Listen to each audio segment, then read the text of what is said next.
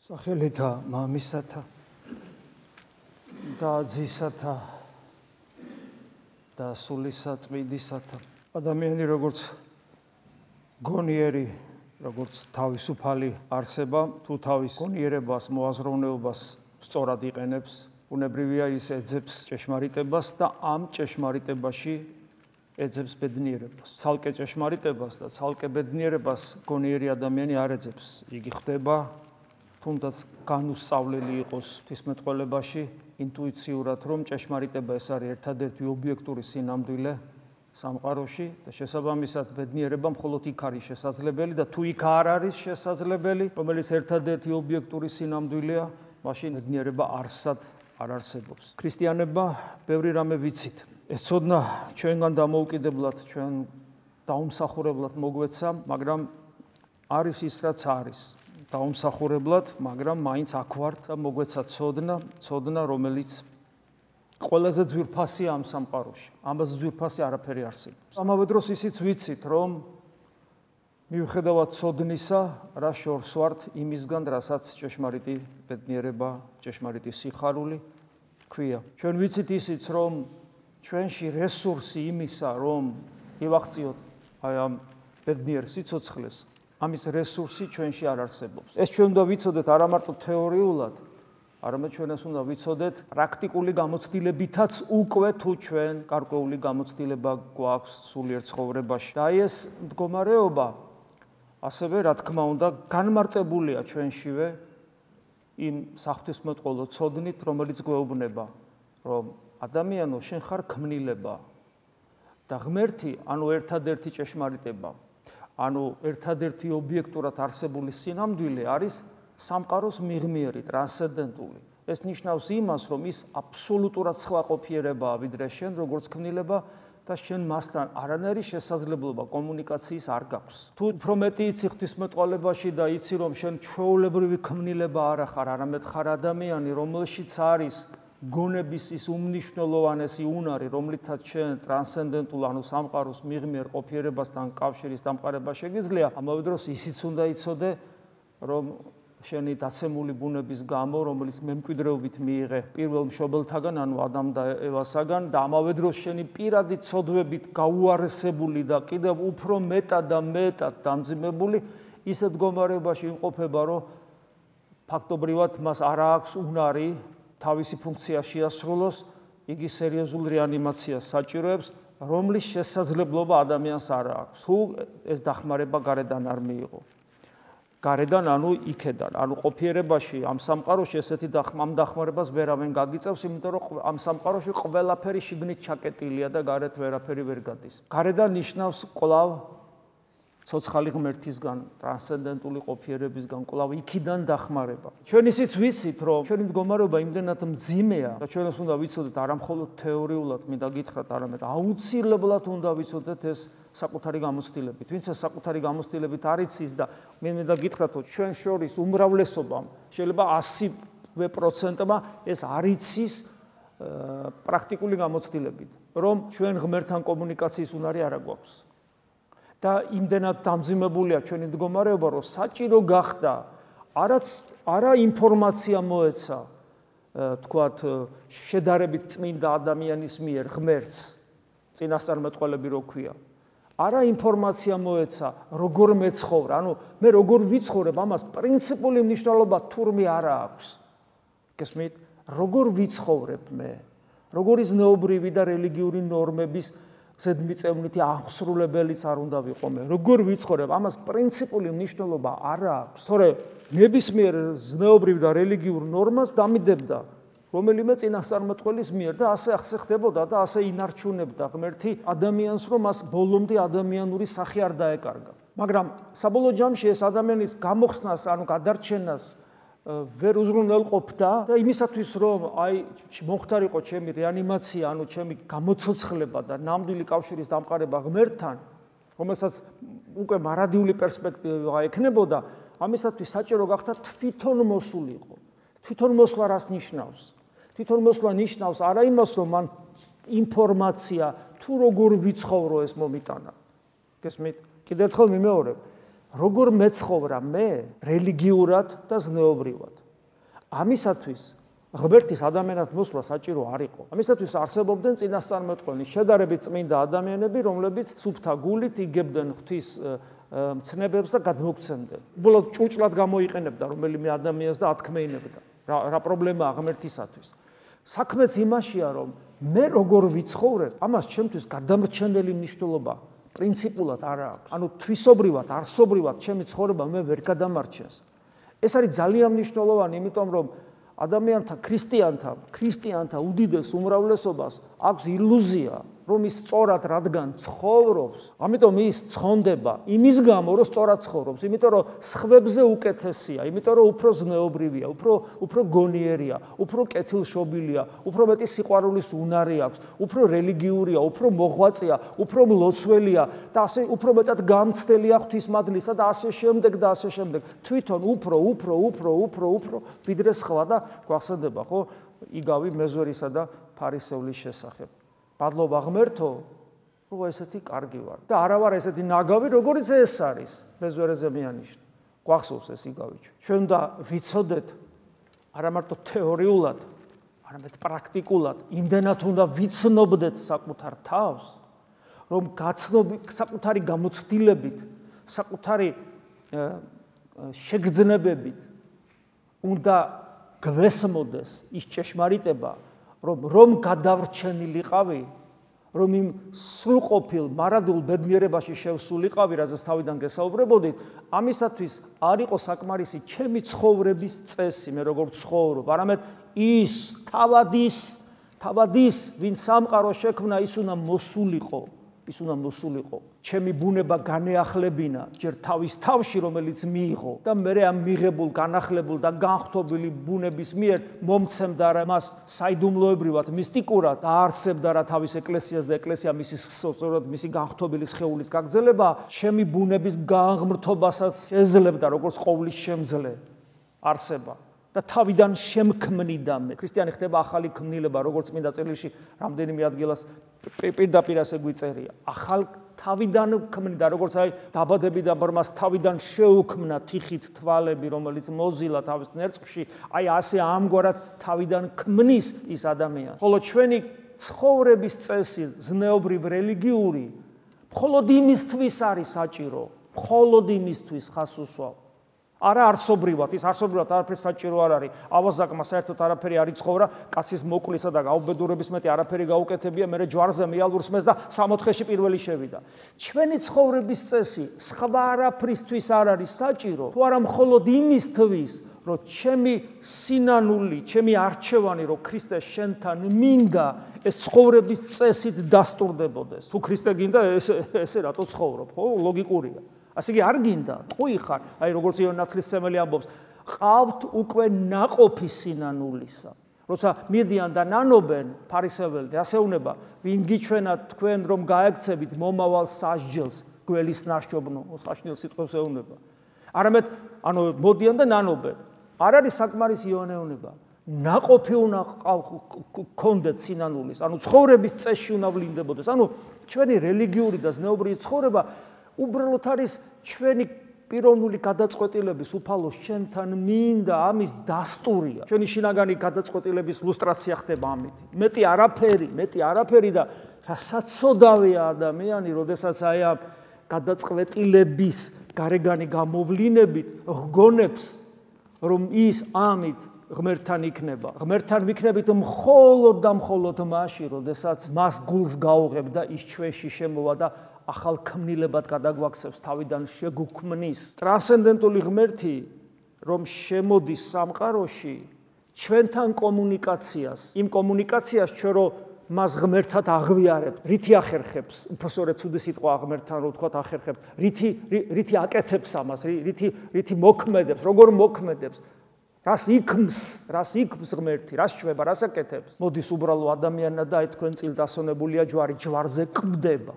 ანუ ჩვენსა და ღმერთს შუა ჯვარი აღმართა, სადაც თვითონ მოკვდა და ამან კიდევ მეტად უნდა დამაფიქროს. ხო შეიძლება არ მომკვდარიყო რა ჯვარზე. მოსულიყო იმპერატორად. აი რომის იმპერატორად მოსულიყო. ან იოსებივით ძველი აღთქმის იოსებივით, კი ბატონო, ყოფილიყო იუდეველთა წიაღში გაჩენილიყო და როგორც მე იოსები ლამის ფარაონი გახდა, ფარაონის მარჯვენა ხელი და თითქმის ფარაონი იყო ტიტულის გარეშე ოღონ და გამختارიყო რომის იმპერატორი. წარმოიდგინეთ რა თავის ძალმოსილებით, სასწაულებით, ყველაფრით და ყველაფერი დანარჩენი ყოფილიყო იგივე. რა უფრო მეტი ხალხი არ გაყვებოდა, რა თქმა უნდა, გარეგნულად უფრო მეტი ხალხი გაყვებოდა, სხვა რა გზა ექნებოდა.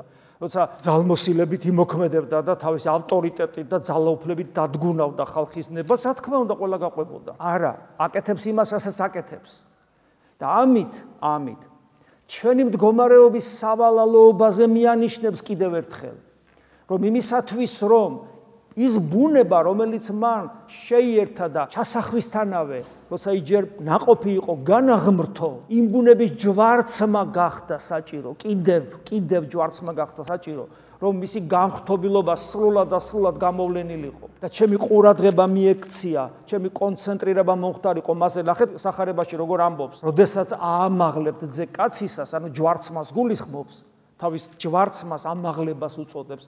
ჯვარი, რომელიც შეურაცხყოფის სიმბოლო იყო, უკიდურესი შეურაცხყოფის სიმბოლო იმპერიაში. პავლე მოციქული ჯვარს არ აცვეს, იმიტომ რომ რომის მოქალაქე იყო, ასე უპატიოთ მას ვერ მოექცეოდნენ. ყველაზე საშნელი იარაღი შეურაცხყოფისა, დამცირებისა და ამგვარად მოკვდინებისა, უფალი მას დიდების იარაღად აქცევს, ეშმაკზე, ბოროტებაზე გამარჯვების იარაღად აქცევს და ჯვარცმას არა შეურაცხყოფას, არამედ ამაღლებას უწოდებს და ამბობს, როცა აამაღლებენ ძე კაცისას, მაშინ მიხვდებით, რომ მე ვარ.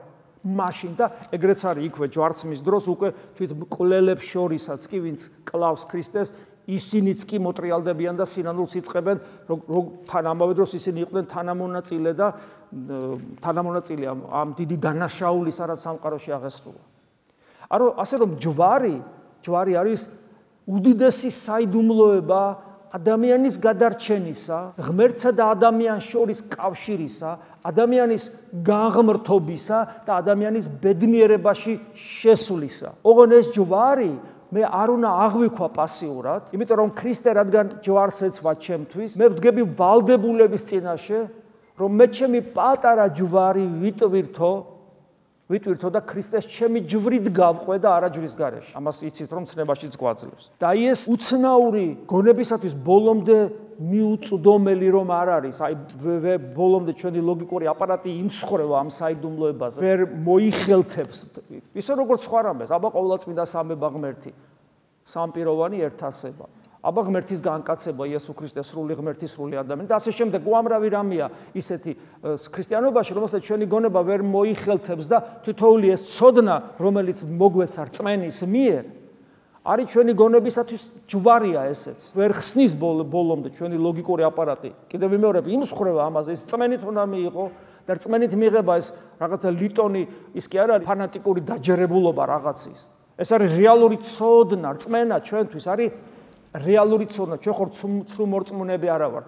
ჩვენ მორწმუნეები ვართ. ეს ნიშნავს, რომ რწმენა ჩვენთვის არის ცოდნა, რომლითაც იხილვება ის რეალობები, რომელიც ლოგიკური აპარატით არ იხილვება, რომელიც თვალით არ იხილვება, ყურით არ იხილვება, მაგრამ რწმენის მიერ იხილვება და ჩვენ ეს ვიცით, რომ ეს ასეა. მოდის და მისი ცხოვრება ხო 30 წელი ფაქტიურად იყო არ ჩანდა თავის თავს არავინ და 3 წელიწადნახევარი საზოგადოებრივ მოღვაწეობას იწყებს და მისი მოღვაწეობის კულმინაცია არის არა ის, რასაც ასწავლის, ან სასწაულებს ახდენს, არამედ ჯვარცმა, რომელსაც მე აღდგომა და ამაღლება მოყვება. ჯვარცმა, გესმით, ჯვარცმა მთავარი. აღდგომა მთავარი, მაგრამ აღდგომა ჯვარცმის გარეშე არ არსებობს, ამიტომ ჯვარცმით იწყება ის ამაღლება, რომელიც განსრულდება აღდგომით და ამაღლებით ზეცაში. ჯვარცმა იწოდება მსხვერპლშეწირვად. მღვდლობა რა არის? მღვდლობა არის მსხვერპლშეწირვის ინსტიტუტი. რა არის მღვდლობა?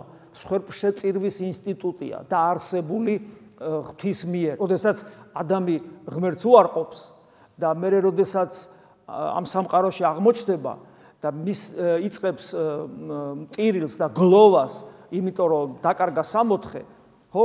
და ეს გლოვარება ადამიანისა ყველა ქრისტიანის გამოცდილებად უნდა იქცეს, ჩვენ ყველას უნდა გქონდეს ეს ადამიანის მგლოვარება. ინტუიციურად ჩვენ უნდა გძნობდეთ, აი რა გვაქვს დაკარგული და რისკენ უნდა მივისწრაფოდეთ. და აი ეს გლოვარება რელიგიურ ცხოვრებაში გადაზრდილი მღვდლობით აღესრულებოდა და პირველი მღვდელი თავად ადამი იყო თავისთავად ცხადია და მღვდლობა ნიშნავს სხვებს შეწირვას, ასე რომ ის რელიგიები, სადაც სხვებს შეწირვა არ არის, იქ არც მღვდლობა არ არის. მაგრამ ისლამში არ არის მღვდლობა, იმიტომ რომ სხვებს შეწირვა აი ამ გაგებით, რაც ქრისტიანობაშია, ხო, ეგეთ რამე არ არსებობს. ანუ ეს მღვდლობის ინსტიტუტი არსებობს, იმიტომ რომ არსებობს სხვებს, რატომ არის საჭირო სხვებს შეწირვა? ეს ცალკე თემაა, ძალიან ღრმა თემაა, ამას არ ჩაუღმავდები, მაგრამ ადამიანში იყო აი ეს სწორად არსებული ინტუიცია, რომ ისეთი რამე დავაშავე და დაშავება იქით იყოს, დავაშავე და მაპატიებს, ღმერთი მამაა ჩემი. ამ დაშავებას ისეთი დაზიანება მოჰყვა, რომ ჩემი განკურნებისათვის საჭიროა დიდი მსხვერპლის გაღება, რომელიც სისხლს უკავშირდება, ანუ სიცოცხლის შეწირვას უკავშირდება. და იყო ეს პრინციპი იყო, რომ იწირებოდა ცხოველი და ეს ცხოველი უნდა ყოფილიყო საუკეთესო. გესმით, ცხოვრების წესი როგორ იყო ძველი ადამიანის, ხო წარმოგიდგენიათ? ცხვრები, ხბოები, რაღაც ეს და ბუნებრივია, ხო, ვისაც ცხოველებთან საქმე ქონია, მან იცის, რომ თუ არ გიყვარს ცხოველი, ხო, ვერ მოუვლი მას. იმიტომ რომ ცხოველს ბავშვით მოულა უნდა. დიდი ძროხაც რო გაიზრდება, სულ ბავშვით მოულა უნდა. ანუ სულ უნდა მოუარო და ეს ნიშნავს, რომ ცხოველი ადამიანს უყვარს. ის არის მისი საკვებიც, ის არის მისი გასართობიც, ეგ არის, ხო, რაღაცა გამახალისებელი ძველი ადამიანს, აბა რა ქონდა, ეხლა smartphone-ები ხო არ ეჭირა ხელში. ანუ ყველაფერი ეს იყო და როდესაც ხელშეწირვის დრო მოვიდოდა, უნდა ყველაზე საუკეთესო, ყველაზე ლამაზი, ყველაზე მშვენიერი, ყველაზე საყვარელი უნდა აერჩია და ის უნდა შეეწირა. ანუ ყველაზე ძვირფასი. ყველაზე ძვირფასი სისხლი უნდა დაეღვარა და გასაგებია ხო მე პავლე მოციქული ამაზე ბევრს საუბრობს რომ გასაგებია ეს ყველაფერი მაგრამ ეს იყო დამოკიდებულება სწორე რომ ყველაზე ძვირფასი შეეწირა მაგრამ ცხოველის სისხლი ადამიანს როგორ გამოისყიდიდა ცხოველი საერთოდ ადამიანთან რაშუაში აკუბლოდ ვლინდებოდა მისი მზაობა ადამიანის მზაობა რომ ყველაზე ძვირფასი გაეღო მაგრამ ღმერთის სიცოცხლეს ხო არ ართმევდა და აი ყველაზე ძვირფას რაც ქონდა იმას იღებდა თორე ღმერთს რაში ჭირდება ცხოველის სისხლი მაგრამ ეს იყო სიმბოლო იმ დიდი მსხვერპლ შეწირვისა, რომელიც თავად ღმერთს უნდა მოეხდინა და ღმერთი მოდის ადამიანად. ეს ადამიანობა, იესო ქრისტე ადამიანობა, მისი ადამიანობა გახდა. ამ ადამიანური ბუნებით მოქმედებს, ოპერირებს, ცხოვრობს, ყოფიერებს, ტკივა, შია, წყურია, უყვარს უკვე, გესმის ღმერთი ადამიანი გახდა და როგორც ადამიანი განიცდის ყოფიერებას, ღმერთი როგორც ადამიანი განიცდის ყოფიერებას, იმიტომ რომ იესო ქრისტე პიროვნულად ადამიანი კი არ არის, ღმერთია პიროვნულად. რომელსაც ღვთაებრივი ბუნებაც აქვს და რა თქმა უნდა მიიღო ადამიანურიც. და ეს ადამიანური ბუნება ძვირფასი ღმერთისთვის უკვე, იმიტომ რომ გაითავისა და ადამიანის ტკივილი, კონკრეტულად იესოს ტკივილი, ჩვეულებრივად მისი ტკივილია. მისი შიმშილი ღმერთის შიმშილია, მისი შეურაცხყოფა ღმერთის შეურაცხყოფა და მისი სიკვდილიც ღმერთის სიკვდილია და ხო აბსურდია ღმერთის ტკივილი, ღმერთის შიმშილი, ღმერთის სიკვდილი, მაგრამ ადამიანი რომ მიიღო, ამით უკვე ყველაფერს განიცდის და ადგა და ეს ადამიანური ბუნება, რომელიც ტკივილგამცდელია ჩვეულებრივად შეწირა ღმერთს, მამას, ძეს და სულიწმინდას, ანუ მთლიან ღვთაებას შეწირა. და აი ამ შეწირვაში არის ის საიდუმლოება ჩვენი გამოხსნისა, რომ ყველა ჩვენგანის სოდვილი ცხოვრება, რაც პირველშობელთაგან მოგვეცა გენეტიკურად და რასაც ჩვენ ვამატებთ და ვაუარესებთ და უარესებს ჩავდივართ, ვიდრე ადამ და ევამ გააკეთეს. აი ეს ყველაფერი თითოეული ადამიანისთან იმდენად მძიმეა, რომ რეანიმაციას არ ექვემდებარება, არანაირი მსხვერპლი არ არსებობს, რასაც გავიღებ, ჩემი თავი რომ შევწირო, ისიც კი არ შველის ამას, მე ჩემ თავსაც ვერ გამოვიხსნი, ანუ არ არსებობს დედამიწაზე მსხვერპლი, რომელსაც მე შევწირავ, ან რომელიც შეიწირება და მე გამომიხსნის აი ამ დანაშაულისგან, ამ უბედურებისგან, და რეანიმაციას მოახდენს ჩემსას არ არსებობს და მოდის თავის თავს როგორც უწმინდეს მსხვერპლს წირავს ყოვლადწმინდა სამებას ჩემი და შენი და ჩვენი გამოხსნისათვის და მას შემდეგ რაც მან ეს მსხვერპლი შეწირა აღარ მოგეკითხება ცოდვა არც შენ და არც მე რაც ჩვენ ჩაგვიდენია ოღონ იმ პირობით თუ შენ ამ მსხვერპლს იღებ როგორც გონიერი მოაზროვნე არსება იღებ ღირსებით მადლიერებით, იმიტომ ქვია მადლიერების მსხვერპლი ევქარისტია, ხო, მადლიერებით და შესაბამისი ცხოვრების წესით. თორე ისე კი არა, რომ ხო, რაღაც ჩემთვის მოკვდა, მე არხენად ვარ, არა. მადლიერებით, გონიერებით, სიმდაბლით, მორჩილებით, ერთგულებით ქრისტესი, შესაბამისი ცხოვრების წესით. და თუ ასე იღებ, მაშინ დიახაც, მე და შენ ჩვენი ცოდვები აღარ მოგვეკითხება. და ეს ყველაფერი მოახდინა ჯვარზე და რადგან ჯვარზე თავისთავი შეწირა, თვითონვე გახდა მღვდელი. რადგან მღვდლები ჩვენ ვართ, ამიტომ მღვდელმთავრად იწოდება. ანუ ნამდვილი მღვდელი, რომელმაც თავად ღმერთმა შეწირა თავისთავი ღმერთს, აი ესეთი უცნაური საიდუმლოება აღესრულება, შეწირა შენთვის და ჩემთვის. არა ცხოველის სისხლი, არა სხვა რაღაცა, არამედ ყველაზე უწმინდესი მსხვერპლი შეწირა. მოდი ესე ვთქვათ. და ამიტომ არის თვითონ მღვდელმთავარი და ეს მღვდელმთავარი, აი როგორც პავლე მოციქულმა წავიკითხე დღეს ებრაელთა მიმართ ეპისტოლეში, ყავს დიდი მღვდელმთავარი, რომელმაც გამოვლო ცანი იესო ძე ღვთისა. აი ეს დიდი გამოვლო, ანუ მოვიდა, გახდა მღვდელი, შეწირა მსხვერპლი და ავიდა ზეცად. და აი ეს მღვდელი არის მარადიული მღვდელმთავარი, სხვა ადგილას ამბობს პავლე მოციქული. და მისი მღვდელმთავრობით მღვდლობთ ჩვენ ახლა. ის რომ მღვდელმთავარია, იმიტომ ვღვდლობთ. და ეს არის ჩვენი აღმსარებლობა, ეს არის ჩვენი დიდებული რწმენა და ამიტომაც პავლე მოციქული მე აგზელებს, მტკიცეთ, მივსდიოთ ჩვენს აღსარებას. იმიტომ რომ რატომ მტკიცეთ? არა მივდიოთ აღსარებას. პავლე მოციქული ეს ყოველთვის რაღაც ისეთ სიტყვებს იყენებს, რომელთაც განსაკუთრებულად ამწვავებს, ხო, შინაარს. არა მივდიოთ ჩვენს აღსარებლობას, არამედ მტკიცეთ. რატომ მტკიცეთ? იმიტომ რომ ამ აღსარებლობაზე მიდევნება ადვილი არ არის. რომ ამასოფლის სული და ეშმაკი ყველაზე მეტად სწორედ იმას ვერ იტანს ადამიანში, რომ ის სწორედ აი ამ რწმენის აღსარებელია. მე აგზელებს, რადგან ისეთი მღვდელმთავარი როდი ყავს, რომ არ შეეძლოს თანაგვიგრძნოს ჩვენს უძლურებაში. თანაგვიგრძნოს ჩვენს უძლურებაში. რატომ? იმიტომ რომ ძმები გვიწოდა, დები თავისთავად ცხადია და ჩვენნაირი გახდა.